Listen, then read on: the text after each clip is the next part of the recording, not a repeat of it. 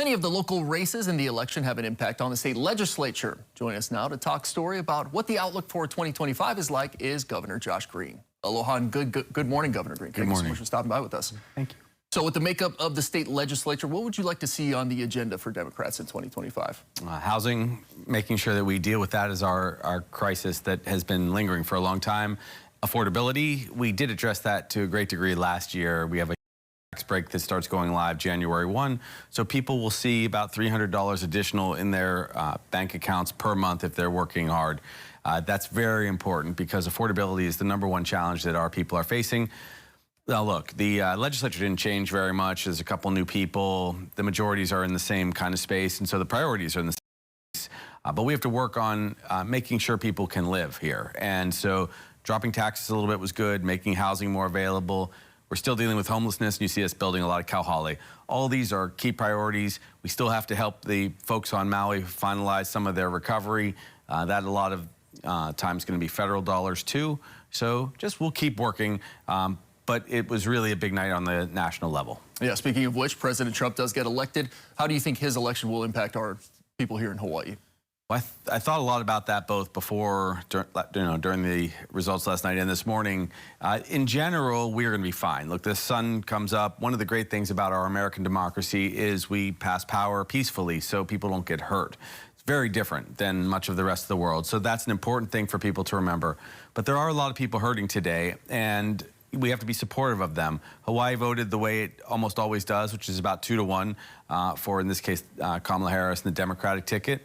But Donald Trump won the election, and that is a reflection of people hurting on the mainland. A lot of people are not making ends meet. They are living with very little money in their savings accounts, and so they voted for some form of change. And in this case, Kamala was the incumbent, so the change hit her hard. It is pretty shocking. I think that women may be collateral damage, and that's the concern they have with their reproductive rights. So we have to protect people, fight for their rights. You know, I will acknowledge that there's going to be new leadership. I've worked with President Trump's administration before when I was lieutenant governor. I worked with Obama, and I worked with W, and all of these guys, you know, can be worked with.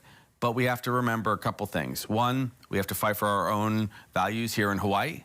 Our values of ohana, aloha, very, very important. We've always done better than most of the country. We'll keep doing that. And the other thing we have to remember is that people's rights matter, and there is a difference between right and wrong. And a lot of the rhetoric during the campaign was distressing for people. So let's be supportive of them like we are normally in Hawaii. That's why we protected reproductive rights. We protected doctors' abilities to practice, and we're trying to make sure everyone gets the safety net they need. Yeah, you talked about reproductive rights. That's something that is important to a lot of people here in Hawaii, as well as public education, climate resiliency. Do you feel like there are protections here in the state to protect from any attacks on that? There are. So reproductive rights we protected and locked down right off the bat in my first year as governor.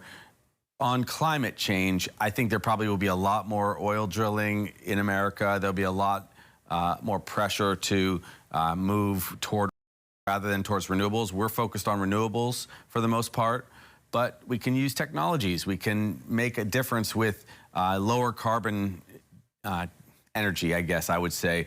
We have to move towards hydrogen, and we can do those things, but there probably will be less support for that from the federal government.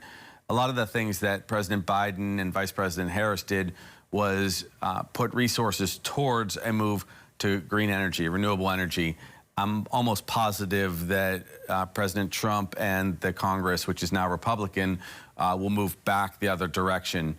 But we can do our part and lead. I am going to continue to pursue ways for us to have better insurance for ourselves, protect ourselves against wildfires, but we probably won't get federal support in that area. You talk about federal support. One of that big issue with that is Maui, and with the Republican Congress, you have the Senate, the House of Representatives has not been decided yet. How do you feel about that support coming in for Maui and other areas like North Carolina that have been hit by hurricanes? Well, I think that there are red and blue states that suffered crises, and I think that there will be definitely appropriations like there always have been for recovery. Now, in our case, we're looking at $1.2 billion that we expect to come to Maui to help build houses, infrastructure. We need that money.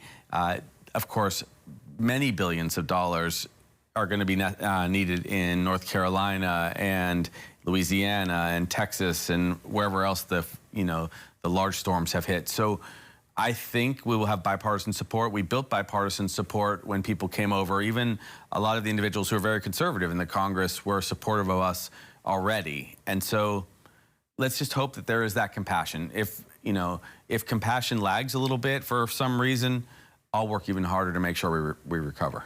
All right, Governor Green, thank you so much for joining us this morning and sharing your thoughts. Thank you very much. Aloha. Aloha.